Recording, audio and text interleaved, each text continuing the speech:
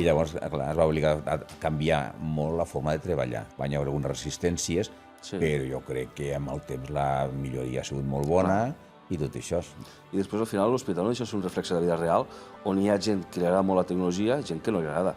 I després hi ha hagut doctors com tu o altres que ho han liderat i que li fiquen ganes i ho tiren avant, i altres que fan reticents. De fet, també n'hi ha moltes vegades que veig gent i ven idees, podríem fer això, i a vegades coses que pots aplicar que has de frenar. Bueno, sí, això és molt bonic, però no sé si ho podem fer, perquè hi ha gent que li agrada la tecnologia, veu moltes idees per a poder-ho aplicar, i ve un doctor i si féssim això, he vist un programa que pot fer tal cosa, i al final te donen idees i pots evolucionar.